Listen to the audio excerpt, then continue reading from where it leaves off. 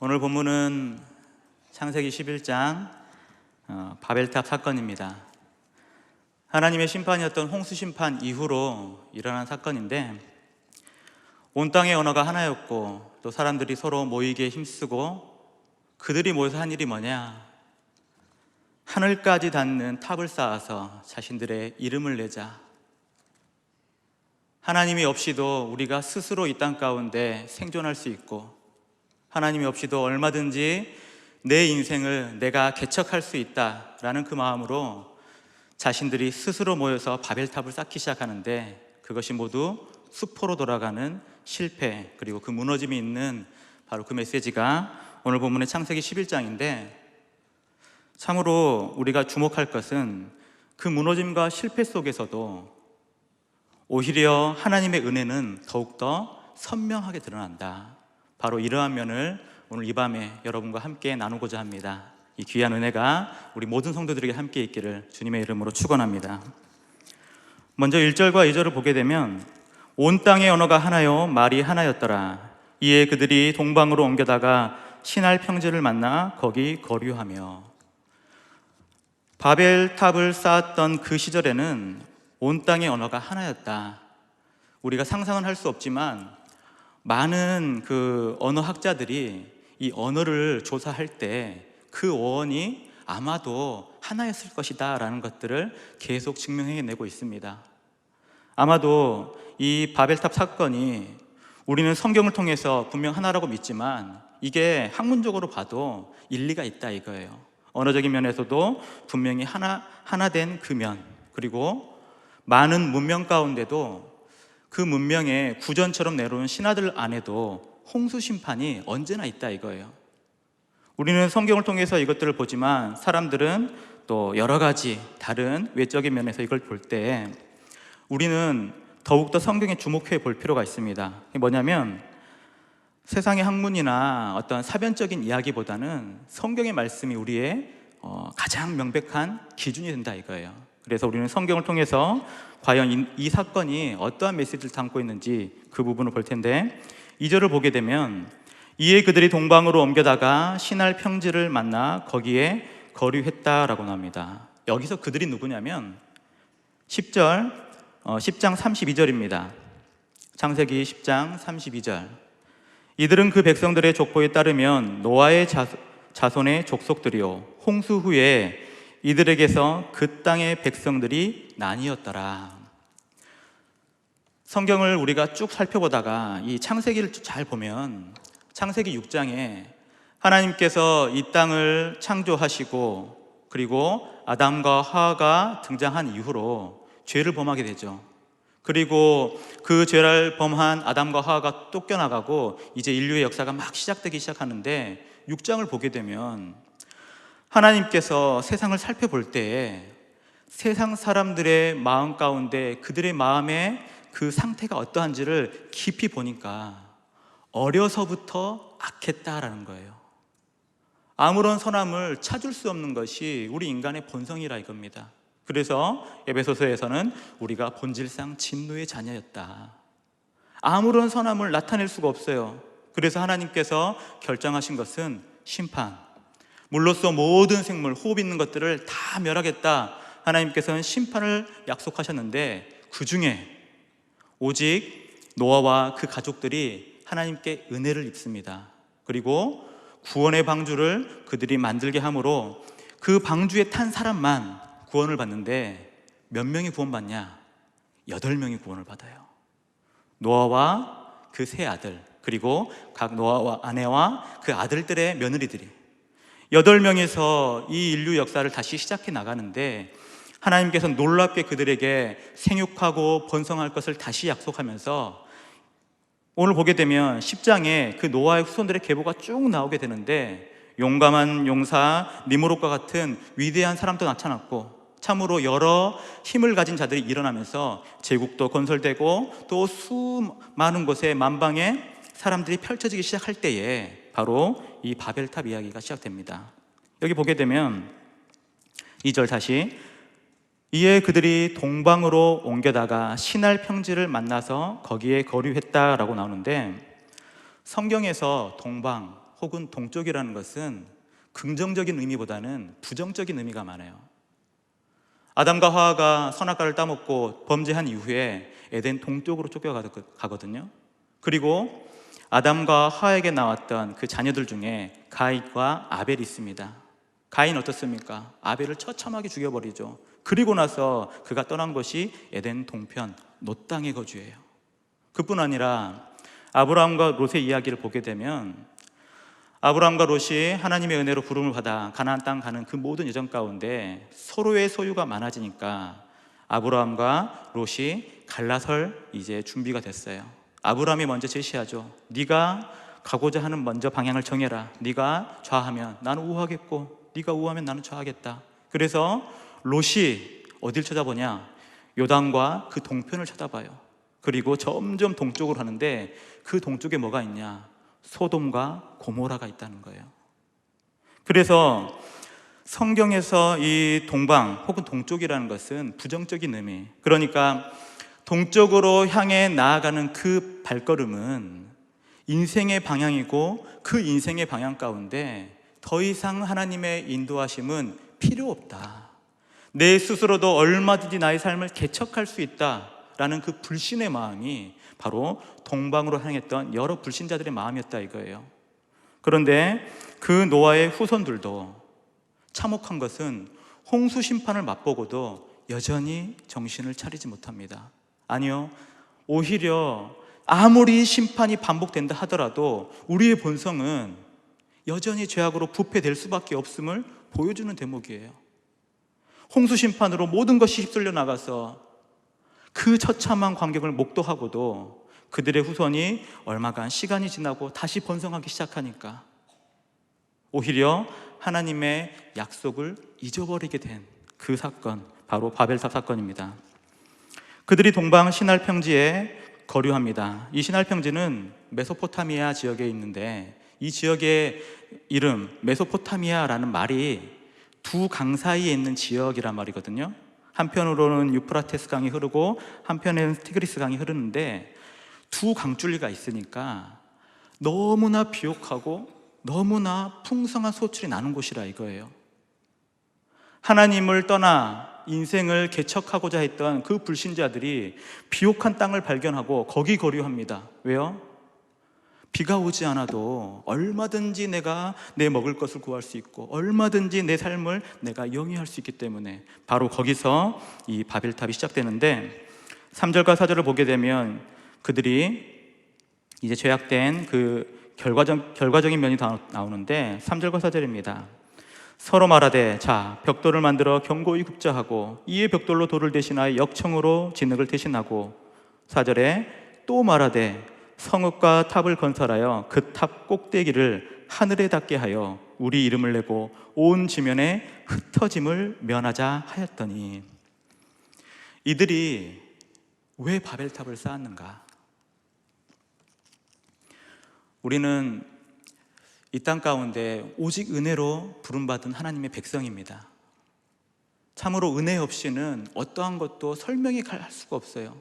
그런데 그렇게 은혜로 부름받았지만 여전히 우리 마음 가운데 뭐가 있냐면 조금만 내 삶에 풍성함이 생기고 내 삶에 문제가 없어지면 어느새 하나님은 쉽게 잊어버린 면들이 곧잘 나타난다 이거예요. 어거스틴이 누가복음 15장에 나오는 그 탕자의 비유에 관해서 이렇게 말합니다.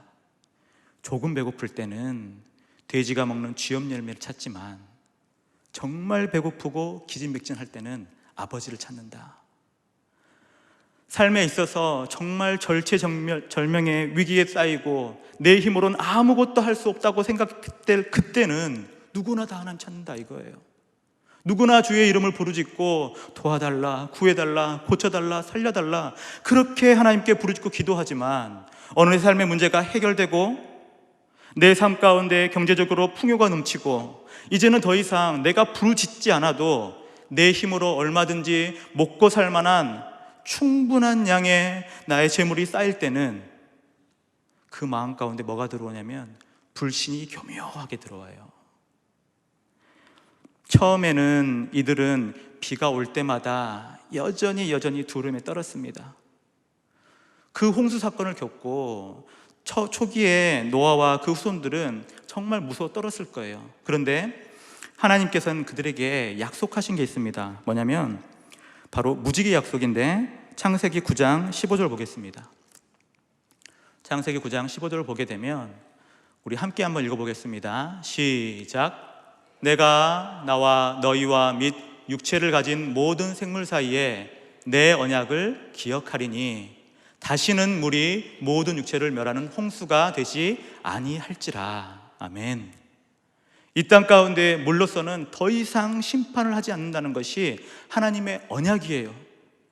하나님께서는 자신의 이름을 걸고 이 약속을 했다 이거예요. 여호와 하나님, 언약을 신실하게 지키시는 하나님께서 이 약속을 했는데 어느덧 삶의 주름이 펴지고 삶의 걱정거리가 줄고 어느덧 내 힘으로 모든 것을 할 수 있다 생각했 그때에는 언약은 잊혀지고 그 마음 가운데 불신, 혹시 홍수 심판이 또 나면 우리가 어찌할까? 혹시 심판이 다시 오면 우리 힘으로 뭔가를 해결해 볼 수 있지 않을까?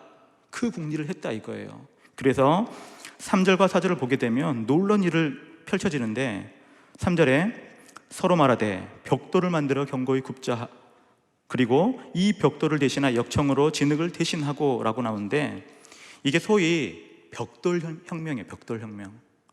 우리가 제임스 와트가 증기기관을 만들고 산업혁명이 와서 엄청나게 이 나라가 문명들이 발전합니다. 그와 버금가는 것이 이 벽돌 혁명이에요. 벽돌을 사용하기 전에는 돌을 사용했는데 돌은 이 규격이 맞지도 않고 이걸 잘 다듬을 수가 없어요. 그런데 벽돌은 일정한 모양으로 만들 수 있고 심지어 이 벽돌을 보니까 견고히 굽자. 이 벽돌을 구우면 그 강도가 어마어마하게 세진다 이거예요. 그리고 나서 그 벽돌을 돌로 대신하고 역청, 그러니까 석유의 어떤 그 찌꺼기 아스팔트 같은 건데 요거를 발라보니까 너무 견고하게 딱 달라붙는다 이거예요. 그러니까 벽돌을 개발하고 만들다 보니까는 이제는 이것을 잘 쌓고 잘 만들면 계속해서 탑을 쌓아 올릴 수 있는 건축이 된다 이겁니다. 그러니까 사람들의 마음에는 다시는 물로서 심판하지 않겠다, 하나님의 언약은 잊어버리고 내 스스로 뭔가를 자신을 지킬 만한 내 힘을 놓고자 뭔가를 계속 개발하는데 그것이 벽돌이었고 벽돌을 구워서 만들어 보니까는 이제는 우리가 이것을 잘만 하면 탑을 쌓아 올려서 하늘까지 닿을 수도 있겠다. 아무리 비가 와도 우리가 그 위협으로부터 벗어날 수 있겠다. 그 궁리를 했다 이거예요. 그래서 그들이 이렇게 말합니다. 3절에 서로 말하되 자, 4절에 또 말하되 자. 이 자라는 것이 오라라는 말이야. 오라, 모여라. 수많은 사람들이 이 사실을 알고 모여들기 시작해요. 예전에는 비만 오면 무지개가 보이지 않으면 하나님의 약속이 취소될까 전전긍긍하면서 주의 도우심을 부르짖고 간구했던 그 사람들이 이제는 벽돌이 만들어지고 건물이 세워가는 걸 보니까 이제는 우리 힘으로 해결할 수 있다. 이제는 내 힘으로 나의 삶의 문제를 해결할 수 있는 방법이 생겼다는 거예요. 그래서 그들이 말하는 것은 4절입니다. 자, 4절 또 말하되 자, 성읍과 탑을 건설하여 그 탑 꼭대기를 하늘에 닿게 하여 우리 이름을 내고 온 지면에 흩어짐을 면하자. 바벨 탑을 쌓았던 이들에게 그 죄악의 연약함은 이제 세 가지로 드러납니다. 아까 말했던 첫 번째는 불신, 두 번째는 교만, 그리고 세 번째는 안주함이에요. 하나님의 약속이 흐려지고 마음의 의심꾸림이 생길 때는 항상 먼저 찾아오는 것이 불신입니다. 하나님 약속이 정말 지켜질까? 하나님의 약속이 정말로 이루어질까? 그 불신 가운데 마음의 의심꾸름이 가득 차면 어느새 하나님의 말씀은 싹 지워져 버리고 자신의 삶의 문제를 해결할 만한 어떠한 다른 방법들을 찾기 시작하는데 그것이 바벨탑이었고, 두 번째는 뭐냐면 그 마음 가운데 탑이 쌓아지기 시작해요. 이제 탑이 한층 쌓아지는데 자신의 사람의 키보다 나무보다 이제는 모든 사람이 우러볼 만큼의 건물들이 쌓아지니까 그 사람들의 마음 가운데 교만한 마음들이 드는 거예요. 이 정도면, 정말 이 정도면 우리가 다시 올 혹시 모를 그 홍수 심판도 우리가 넉넉히 견딜 수 있겠구나. 참으로 인생에 참 연약함이 이 교만함에 있습니다.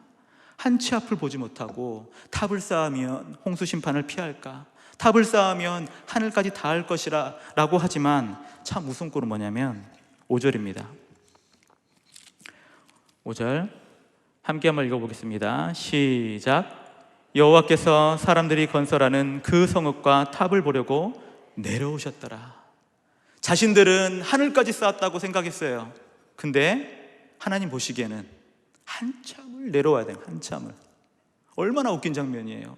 우리는 하늘까지 쌓았다, 모든 것이 이제 완벽하다, 이렇게 높이 쌓았으니 무엇이 더 부족하냐라고 하지만 전능하신 하나님 앞에서는 한참을 내려다봐도 보이지 않아서 아예 땅으로 내려오셔야 그 탑이 보일 만큼 아주 미천한 탑이었다 이거예요.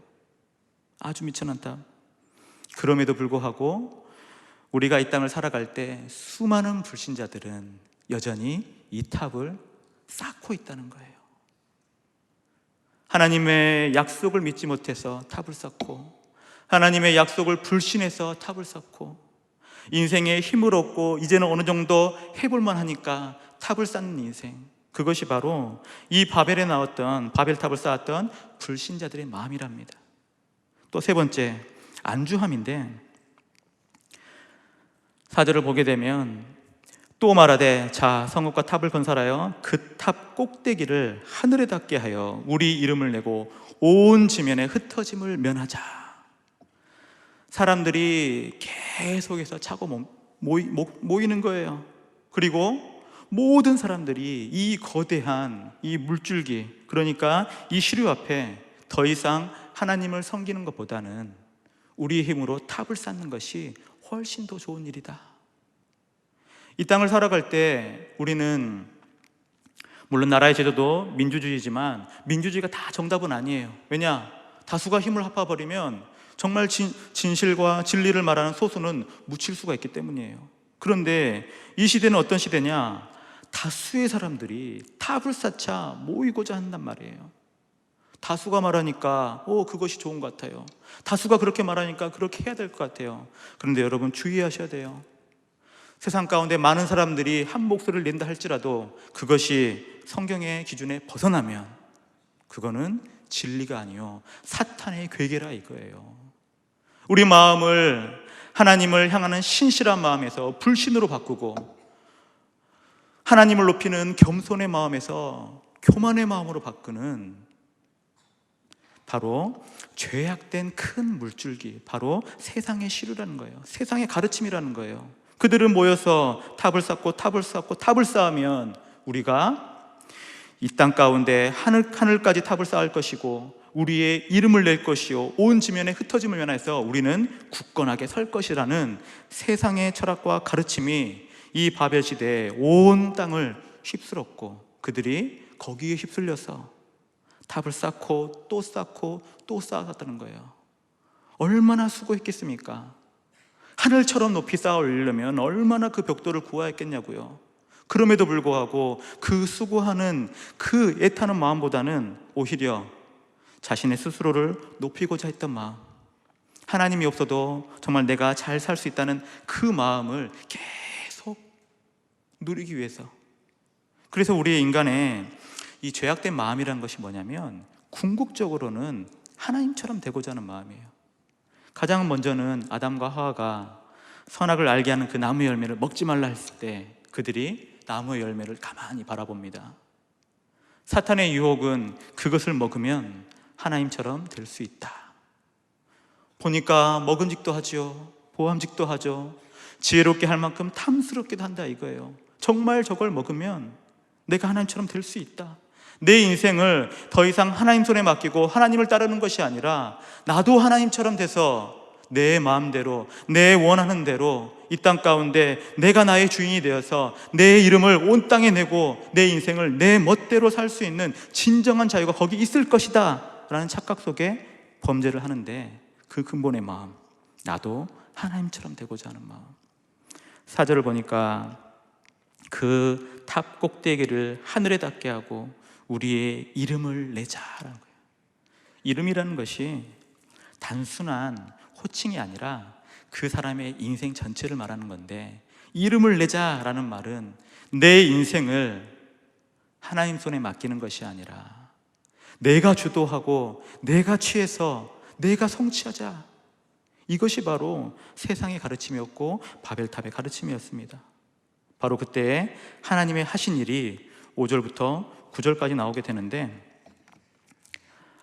6절에 보니까 이렇습니다. 여호와께서 이르시되 이 무리가 한 족속이요 언어도 하나이므로 이같이 시작하였으니 이후로는 그 하고자 하는 일을 막을 수 없으리로다. 마치 하나님께서 전능하지 못하고 능력이 부족해서 그 죄악을 막을 수 없는 것처럼 보일 수 있지만, 사실 이 의미의 본 의미는 뭐냐면, 그들이 죄악 가운데 하나님을 불신하고 약속을 잃어버릴 때는 더 이상 통제할 브레이크가 없다 이거예요. 우리 인생 가운데 하나님의 약속이 없고 하나님을 향한 신실한 믿음이 없다면 우리 인생도 죄악으로 향하는 나아가는 그 모든 길에 브레이크 없이 쭉 직진하게 되는 겁니다. 하나님께서 내버려 두면 그대로 지옥불로 떨어지는 거예요. 막을 수 없다가 아니고 냅두면 그대로 지옥불로 떨어진다 이거예요. 얼마나 비참한 인생입니까? 분명히 하나님께서는 홍수 심판을 하지 않겠다고 그렇게 약속을 했는데 그 약속은 다 잊어버리고 하나님을 찾지 못해 스스로 무덤을 파는 그 격이잖아요. 에레미야 시대 때도 에레미야 1장을 보게 되면 하나님께서 그들을 경고하고 그들에게 질타하며 그들을 더욱더 책망하는 말씀을 하는데 뭐냐? 너희가 생명의 근원인 나를 버리고 스스로 물 웅덩이를 파고 있는 어리석음을 범한다. 아무리 파도 물이 안 나오는데 생명의 근원 하나님께 있거든요. 근데 하나님 더 이상 찾지 않는 거예요. 더 파보면 나오겠지, 더 파보면 나오겠지, 나오겠지 끊임없이 수고하지만 거기에는 생수의 강이 흐르지 않는다. 너무나 어리석다 이거예요. 그럼에도 불구하고 이 교만한 마음, 안주하고자 하는 마음, 이 죄로 인해서 브레이크가 없는 이 죄악된 상실한 마음은 끊임없이 계속 지옥불로 향해 가는 겁니다. 바로 그때에 하나님께서 하신 일은 뭐냐? 7절입니다. 자, 우리가 내려가서 거기서 그들의 언어를 혼잡하게 하여 그들이 서로 알아듣지 못하게 하자 하시고, 8절에 여호와께서 거기서 그들을 온 지면에 흩으셨으므로 그들이 그 도시를 건설하기를 그쳤더라. 하나님께서는 이들의 계획을 막기 위해서 언어를 혼잡하게 하고 그 바벨탑을 완전히 무너뜨렸어요. 참 역설적이게도 바벨탑이 무너지는 그 파괴적인 장면은 너무나 잔인한 장면이 아니라 은혜스러운 장면이라 이거예요. 이게 마치 꼭 그 아파트를 재개발하는 것 같아요. 오래된 아파트를 그대로 두면 어떡합니까? 흉측하죠. 사람도 살지 않는 아파트를 그냥 두면 계속 피폐해지고 사실 그 동네가 완전히 죽어버려요. 여러분 가까이 사는 이 힐스테이트도 마찬가지였습니다. 예전에는 그 주공 아파트 제 친구가 살았는데 엘리베이터도 없었어요. 낮은 층에 5층 아파트였는데 지금 보면 이 힐스테이트가 아파트가 생겨나면서 온 주변이 밝아져요. 그걸 다 무너뜨렸는데 그것은 파괴적인 잔인함이 아니라 오히려 아름답게 더 빚어지는 정말 하나님의 은혜의 무너짐이 거기 있었다 이거예요. 마찬가지예요. 바벨탑을 왜 무너뜨립니까? 그들에게 다시 한번 하나님의 언약이 얼마나 신실한지를 보여주고자 함이에요. 하나님께서 그들을 무너뜨리고 혼잡하게 한 것은 그들을 괴롭히는 것이 아니라 그들에게 진정한 은혜가, 진정한 생명이 어디에 있는지를 보게 한다 이거예요. 아무리 자신의 노력으로 탑을 쌓아도 그들은 하늘에 닿지 못합니다. 그러나 하나님은 바로 그때에 직접 친히 내려오셔서 그들을 만나 주셨다고요. 그가 바로 우리 구주 예수님이지 않습니까? 예수님이 찾아와서 만나 주신 거예요. 요한복음 15장 16절입니다. 함께 읽겠습니다. 시작. 너희가 나를 택한 것이 아니요 내가 너희를 택하여 세웠나니 이는 너희로 가서 열매를 맺게 하고 또 너희 열매가 항상 있게 하여 내 이름으로 아버지께 무엇을 구하든지 다 받게 하려 함이라. 아멘. 우리가 먼저 하나님을 찾는 것이 아니었습니다. 하나님이 먼저 우리를 찾아오셨고 죄악으로 브레이크 없는 그 지옥불로 떨어질 인생 가운데 하나님께서 우리의 앞길을 막으시고 우리 인생 가운데 죄악의 바벨을 무너뜨리시고 우리의 허망한 삶에 그 불신과 교만과 안주함 가운데 어리석은 모습을 깨트리시면서 진정한 생명이 어디에 있는지를 보여주고자 했다 이거예요. 바벨탑을 아무리 쌓아 올려봐요 하늘이 닿지 않습니다. 마치 누가복음에 보게 되면 누가복음 12장에 보게 되면 어리석은 부자의 비유가 나옵니다. 이 어리석은 부자의 비유를 보게 되면 여러 해 동안 끊임없이 불을 가득 모았어요. 자신의 곳간에 수많은 그 부유한 물질과 음식들, 곡신의 소산들이 가득 찼어요. 그리고 나서 그가 고백합니다. 이제 평안하다. 너무 평안하다 이거예요. 다 모았으니까. 여러분 얼마나 모으셨습니까? 여러분 통장 잔고에 얼마나 모으신지 모르겠지만 이 부자는 정말 쌓아둘 곳이 없이 여러 해를 정말로 많이 모으고 그가 이렇게 고백합니다. 누가복음 12장 20절 19절을 보게 되면 또 내가 18절에 보게 되면 또 이르되 내가 이렇게 하리라 내 곡간을 헐고 더 크게 짓고 내 모든 곡식과 물건을 거기 쌓아두리라. 19절 또 내가 내 영혼에게 이르되 영혼아 여러 해 쓸 물건을 많이 쌓아두었으니 평안히 쉬고 먹고 마시고 즐거워하자 하리라 하되. 그 다음이 중요한데 20절과 21절입니다. 함께 보겠습니다. 함께 읽겠습니다. 시작. 하나님은 이르시되 어리석은 자여 오늘 밤에 내 영혼을 도로 찾으리니 그러면 내 준비한 것이 누구의 것이 되겠느냐 하셨으니 자기를 위하여 재물을 쌓아두고 하나님께 대하여 부요하지 못한 자가 이와 같으니라. 어리석은 부자. 부자도 부자 나름이죠. 어리석으면 아무것도 취할 수 없다 이거예요. 아무리 자신의 노력으로 이 막대한 물을 쌓아도 정말 평안히 먹고 마실 그 노년이 완벽하게 준비되었어도 오늘 밤 네 영혼을 도로 찾을 때 우리가 과연 무엇을 말하겠느냐. 불신으로 향했던 그 발걸음 가운데 주님 찾아오신다면 우리가 하나님 앞에 어떻게 설 수 있겠습니까? 그것을 막기 위해서 하나님께서는 친히 내려오셔서 그 모든 무리의 언어를 흩으시고 바벨을 무너뜨리시고 오히려 아담에게도 약속했고 노아에게도 약속했던 생육하고 번성하여 땅에 충만하라 했던 그 약속의 말씀을 이 바벨탑을 무너뜨림으로 완전하게 이루셨습니다.